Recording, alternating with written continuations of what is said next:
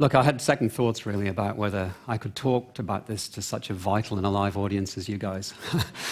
But then I remembered the quote from Gloria Steinem, which goes, "The truth will set you free, but first it will piss you off." So with that in mind, I'm going to set about trying to do those things here and talk about dying in the 21st century. Now, the first thing that will piss you off undoubtedly is that all of us are in fact going to die in the 21st century. There will be no exceptions to that. There are apparently about 1 in 8 of you who think you're immortal on surveys, but unfortunately this isn't going to happen. While I give this talk in the next 10 minutes, 100 million of my cells will die. And over the course of today, 2,000 of my brain cells will die and never come back. So you could argue that the dying process starts pretty early in the piece. Anyway, the second thing I want to say about dying in the 21st century, apart from it's going to happen to everybody, is it's shaping up to be a bit of a train wreck for most of us, unless we do something to try and reclaim this process from the rather inexorable trajectory that it's currently on. So there you go, that's the truth. No doubt that will piss you off, and now let's see whether we can set you free. I don't promise anything. Now, as you heard in the intro, I work in intensive care. And I think I've kind of lived through the heyday of intensive care. This has been a ride, man. This has been fantastic. We have machines that go ping. There's many of them up there. And we have some wizard technology, which I think has worked really well. And over the course of the time I've worked in intensive care, the death rate for males in Australia has halved. And intensive care has had something to do with that. Certainly a lot of the technologies that we use have got something to do with that. So we have had tremendous success. And we kind of got caught up in our own success quite a bit, and we started using expressions like life-saving. I really apologise to everybody for doing that, because obviously we don't. What we do is prolong people's lives and delay death and redirect death, but we can't, strictly speaking, save lives on any sort of permanent basis. And what's really happened over the period of time that I've been working in intensive care is that the people whose lives we started saving back in the 70s, 80s and 90s are now coming to die in the 21st century of diseases that we no longer have the answers to in quite the way we did then. So what's happening now is there's been a big shift in the way that people die, and most of what they're dying of now isn't as amenable to what we can do as what it used to be like when I was doing this in the 80s and 90s. So we kind of got a bit caught up with this, and we haven't really squared with you guys about what's really happening now, and it's about time we did. I kind of woke up to this a bit in the late 90s when I met this guy. This guy is called Jim Smith. And he looked like this. I was called down to the ward to see him. His is the little hand. I was called down the ward to see him by a respiratory physician. He said, look, there's a guy down here, he's got pneumonia, and he looks like he needs intensive care. His daughter's here, and she wants everything possible to be done, which is a familiar phrase to us. So I go down to the ward and see Jim, and his skin is translucent like this. You can see his bones through the skin. He's very, very thin. And he is indeed very, very sick with pneumonia. And he's too sick to talk to me. So I talk to his daughter, Kathleen, and I say to her,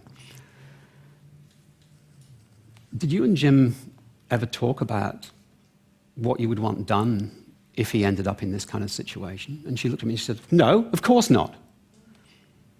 I thought, okay, take this steady. And I got talking to her, and after a while she said to me, you know, we always thought there'd be time. Jim was 94. And I realized that something wasn't happening here. There wasn't this dialogue going on that I imagined was happening. So a group of us started doing survey work, and we looked at 4,500 nursing home residents in Newcastle, in the Newcastle area, and discovered that only 1 in 100 of them had a plan about what to do when their heart stopped beating. 1 in 100. And only 1 in 500 of them had a plan about what to do if they became seriously ill. And I realized, of course, this dialogue is definitely not occurring in the public at large. And I work in acute care. This is John Hunter Hospital. And I thought, surely we do better than that. So a colleague of mine from nursing called Lisa Shaw and I went through hundreds and hundreds of sets of notes in the medical records department looking at whether there was any sign at all that anybody had any conversation about what might happen to them if the treatment they were receiving was unsuccessful to the point that they would die. And we didn't find a single record of any preference about goals, treatments, or outcomes from any of the sets of notes initiated by a doctor or by a patient. So we started to realize that we had a problem. And the problem is more serious because of this.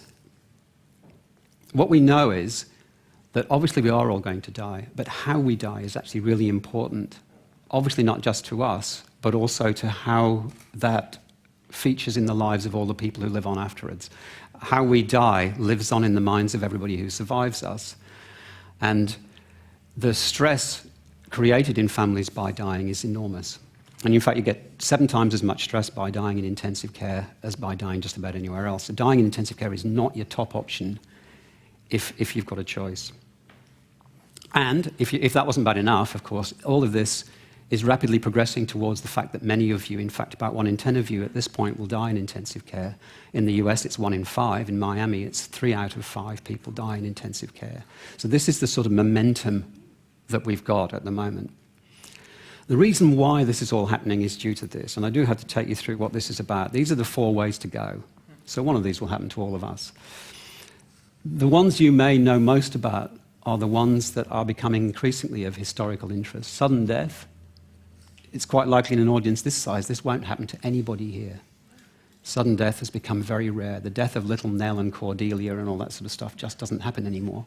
The dying process of those with terminal illness that we've just seen occurs to younger people. By the time you've reached 80, this is unlikely to happen to you. Only 1 in 10 people who are over 80 will die of cancer. The big growth industry are these.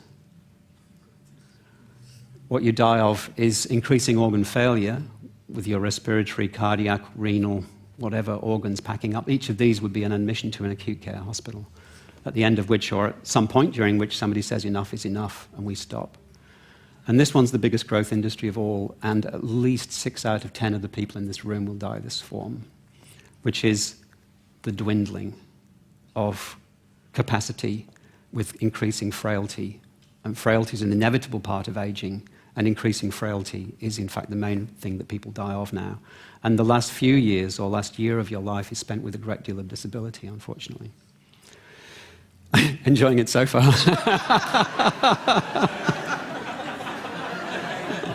Sorry, I feel such a Cassandra here. What can I say that's positive? What's positive is that this is happening at very great age now. We are all, most of us, living to reach this point. You know, historically, we didn't do that. This is what happens to you when you live to be a great age. And unfortunately, increasing longevity does mean more old age, not more youth. I'm sorry to say that.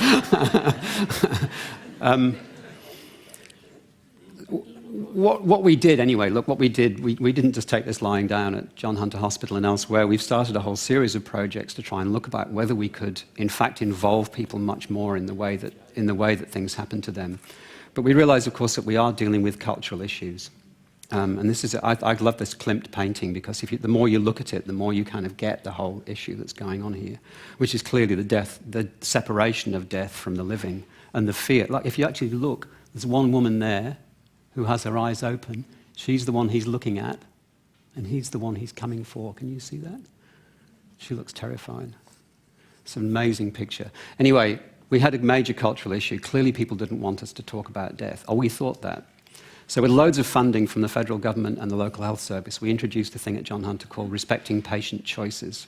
We trained hundreds of people to go to the wards and talk to people about the fact that they would die and what would they prefer under those circumstances. They loved it. The families and the patients, they loved it. 98% of people really thought this just should be normal practice and that this is how things should work. And when they expressed wishes, all of those wishes came true, as it were. We were able to make that happen for them. But then when the funding ran out, we went back to look 6 months later and everybody had stopped again. And nobody was having these conversations anymore. So that was really kind of heartbreaking for us because we thought this was going to really take off. The cultural issue had reasserted itself. So here's the pitch. I think it's important that we don't just get on this freeway to ICU without thinking hard about whether or not that's where we all want to end up, particularly as we become older and increasingly frail, and ICU has less and less and less to offer us. There has to be a little side road off there for people who don't want to go on that track. And I have one small idea and one big idea about what could happen.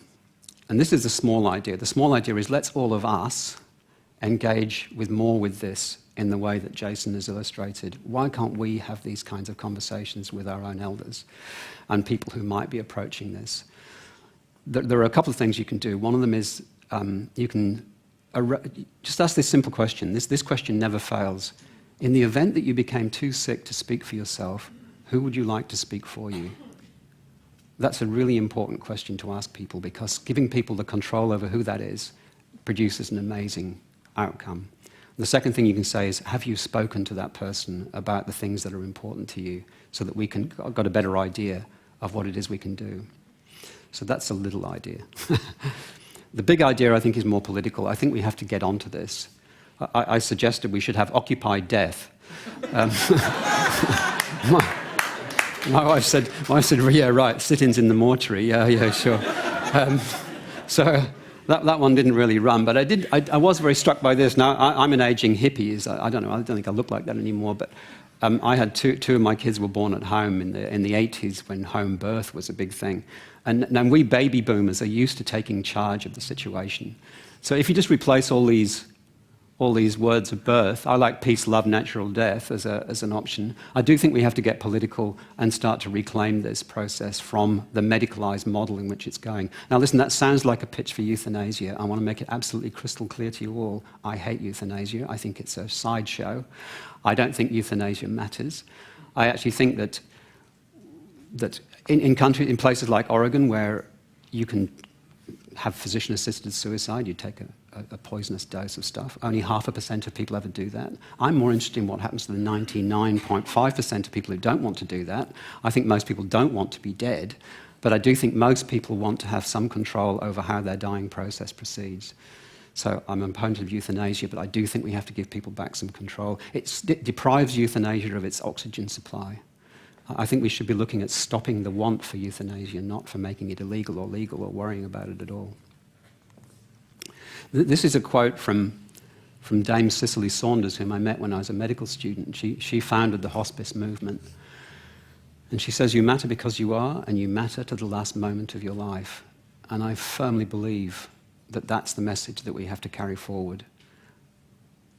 Thank you.